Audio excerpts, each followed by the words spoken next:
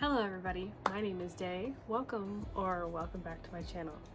I'm here today for hopefully a quickish video where I will be going through my TBR for May.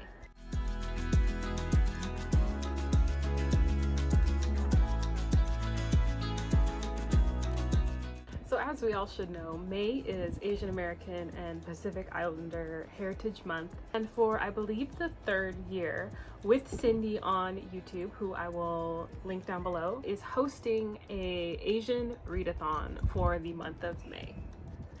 Now, I'm so excited because I may or may not have a large backlog of books to read that fit into this diaspora of authors. So Cindy calls this readathon the Asian Readathon, and for 2024 it has a theme of past lives. Past Lives is a movie directed by Celine Song that features two childhood friends that grow apart and come back together in adulthood and kind of go through what their lives could have been and what they are and things like that.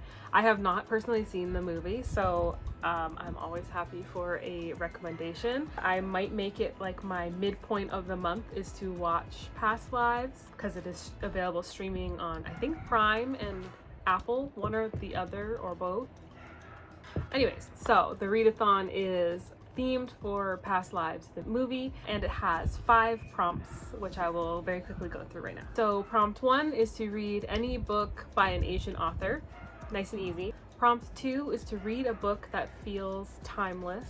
Prompt 3 is to read an underrated book. Prompt 4 is to read a book by a debut author. And prompt 5 is to read a book with a story, character, or world that represents what you would want in your life or your next life, because Past Lives talks about next lives. And I will make sure to link Cindy's announcement video down below where Cindy goes through all these prompts and gives kind of examples on how they can be interpreted, because there's lots of room for getting stuff done. So what I like about this readathon, I'm not really a competitive readathon person. However, this readathon is not competitive and all of the prompts are combinable. The only thing, a different country should be represented with each new book that you read. So you can combine the prompts and read one book, or you can read 5 books, but if you read 5 books, it has to be from 5 different countries.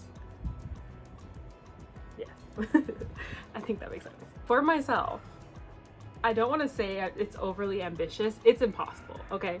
The TBR that I've made is not going to happen. But I love to have options, okay? Options are important. So I made myself a TBR of 11 books, and I feature 5 countries throughout those 11 books. So China, Japan, Korea, Vietnam, and the Philippines are all covered. And then I put in brackets America and Canada because they're Canadian American, some of the people. But the countries represented, I have 5, so I should be covered and passing this readathon. And if I don't, I'm gonna start doing combinations of prompts because lots of my books fit different prompts, but I was trying to be good at least for the start, and I made myself a TBR where I did not repeat any prompts for a single book. So let me show you what I've got. 9 of the 11 books are books that I own. One of them is actually packed away at my parents' house, which is fine because I can get the book and read it. But the other 8 I have here with me in my room, and then the other 2 I have them both as ebooks and audiobooks on Ephrant, and I'll go back and forth between those. Everything else is coming off of my TBR backlist, which I'm really happy about because if I somehow made it through this TBR, that would be a significant chunk off of my 20 backlist books for the year that I would like to get through. So, not saying it's gonna happen, but your girl can hope. For prompt number 1, these are the 2 books that I do not own. The prompt is read a book by an Asian author. So under this prompt, I put The Grace of Kings by Ken Liu and Creep by Jennifer Hillier. I'll put those beside me or something. Creep is actually a recommendation from Shay, who really liked this book and will be rereading it with me for this readathon. And then The Grace of Kings, Shay and I are going to buddy read together. This book alone makes me doubt whether I will get through the readathon because it is quite long, but I digress. That is prompt number 1, and I'm very excited. And that was China and the Philippines covered, and Canada covered.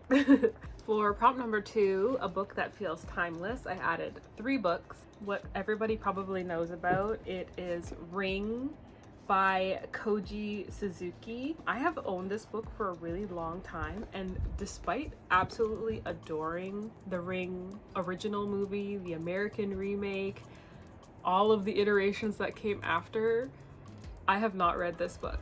And it's pink. Look at, I should have read it by now. Why not? But this is one of the books for the timeless prompt. I pretty much put it on timeless because 1, it's older, which is something that Cindy mentioned as an option, and also it's about chainmail basically. This is the original chainmail emails in VHS form. So yes, spam is timeless. Here we are. The second book that I put on this prompt is a TikTok recommendation that it's been blowing up on TikTok, and I was like, okay, the hype convinced me. So The Sword of Kaigen by ML Wong is the next book that I'm going to add onto that prompt. I really liked the tagline. Is that what it's called? Okay, it's not actually on the book, but the other version of this book cover has the tagline, and it's something like, better to die in war than rust in a time of peace, or something like that. And I was like, okay then, I see you. There have just been so many TikTokers who have been recommending this book. You did it. The algorithm won. I bought it. Okay, I'm reading it. Next. This is a book that I mentioned in my past vlog. When I was on vacation, I started it, and the library snatched that book back from me, and I was enjoying it, so I ended up buying it. I have not continued watching the show, not for any particular reason. I just haven't picked it back up. And that is The 3-Body Problem by Sushin Liu. I apologize for getting people's names wrong. But I'm very excited to continue reading this because I was enjoying the show and I was enjoying the book when I was listening to it. Like I said in my vlog, it's very interesting to compare the book to the show because the book seems to take place largely in China while the show takes place in the UK. So I'm very interested to see how it changes, if it changes. And it feels timeless because, at least based on the show, there is multiple timelines worth of stories going on. It's a very sweeping story. So does that count? Is that timeless? I'm saying yes. Prompt 3 was an underrated book, and I actually only put 1 book under this prompt. Something Cindy mentioned in their YouTube video was books that have either low ratings or the low number of ratings on things like Goodreads and Amazon and things like that. So what I picked was The Invisible Hotel by Yeji Y. Ham. This was an impulse buy that I think is quite lovely. It's horror.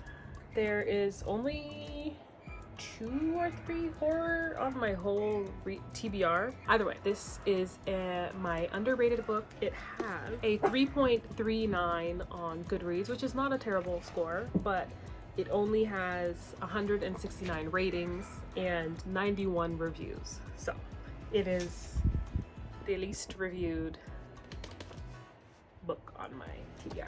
So that is an underrated book that I'm going to read.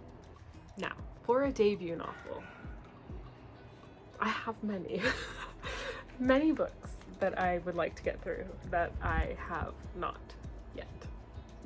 I'm here to correct my mistakes, okay? So, I have 4 books that I put under this prompt. First is the very popular and highly lauded book, The Poppy War by R.F. Kuang. I only own the first book because I want to see how it is before I buy any of the others, but I hear that it is quite good and I am excited to get into it. Fantasy, I need to read more fantasy, so I'm happy. Also, on one of my most anticipated reads for 2024, which I know is not super popular on the interwebs currently, but I'm still gonna read it. To Gaze Upon Wicked Gods by Molly X. Chang. It's a very shiny book. It's very beautiful. I am still excited to read it, even though I know some people have some thoughts about it. And you know what? Once I have read the book, I will join in on the discourse and see whether I agree or do not agree. But I'm trying not to get spoilers, so I have not delved into that stuff yet. But afterwards, we'll discuss. Now, these are 2 that I am extra late on, which is not surprising for me. Natural Beauty by Ling Ling Huang. I've had this book for so long. I will not lie to you, when I originally bought it, it was for the cover. It's just lovely. She's beauty, she's grace. I don't actually know a lot about this book, but it is a debut novel by Ling Ling Huang, and I'm excited to read it. It's gonna be great. And then She Is a Haunting by Trang Tan Tran. This is actually a book I was really excited to read and couldn't get for a long time. I kept going to the bookstore and it was not available. It was kind of, I think, around the time that Lazelle's book came out, Delicious Monsters, and Indigo was having some problems because their website got hacked or something like that. I'm pretty sure I pre-ordered both this one and Delicious Monsters, and neither of them came because of the hacking situation that went on. And then that hacking situation turned into a shipping issue because I went to the stores probably 4 or 5 times and couldn't get either of those books. And yeah, so unfortunately it fell off my radar. I did pick it up eventually, but the mood was gone. So here I am, Asian Readathon. We are reading, finally, this book. I actually talked about this with my friend who does not like spooky books, and she read it before I did. This is where I'm at. And I forgot to say, but for my books that I already popped up on the screen, Japan, China / America, China / America, Vietnam, China, and Korea. I only have 1 book left. It is the book that I do not have with me as well, that I do own, it does not exist in this house. But it is The Silence of Bones by June Her, which is a Korean author. I actually did start that book a long time ago. It's historical fiction, and I was enjoying it when I was reading it, but I'm not entirely sure why I stopped. I'm a mood reader. That's my answer, is I'm a mood reader. So that is the only book that I put on for prompt number 5, which is to read a book with a story, character, or world that represents what you would want in your next life. Now, if you know anything about this book, it is not a life that I would want. But what I do want is the historical Korean experience. Like, I want to wear hanbok, and I want to eat all the good food, and I want to be done up all the time. That is what I want. Do I want to be a police officer's servant person with my face scarred and anything? No. So that's why I was like, this last prompt, I had to think real hard on what I put in it, and I just needed something to go in it. So I like historical K-dramas, and that's what I got here, kind of. I just want the outfits and the food, but not the historical part. Just, we're moving on. So, I have 8 books here. And this is not it. There is one honorable mention for this readathon, just because I didn't want to make it any longer.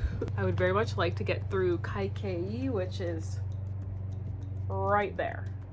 You cannot see it, I will pop it up on the screen. Kaikei is by Vaishnavi Patel. Again, I apologize for butchering names.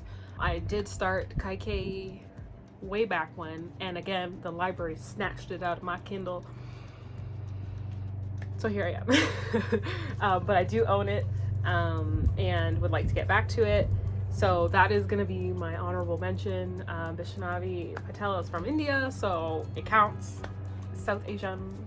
And yes, so this ended up being a lot longer than I thought it was gonna be, but here we are. Please come read with us. Shay should also be dropping a readathon TBR sometime soon, so check that out. And let me know if you're participating as well. I have a TBR that is way too long, but I'm gonna do my best to get through it. Please make sure you check out With Cindy on YouTube and the readathon, the directory of Asian authors and books. It's all gonna be down below. So please support, please join, and with that, thank you so much for watching, and I'll see you somewhere on the internet. Bye.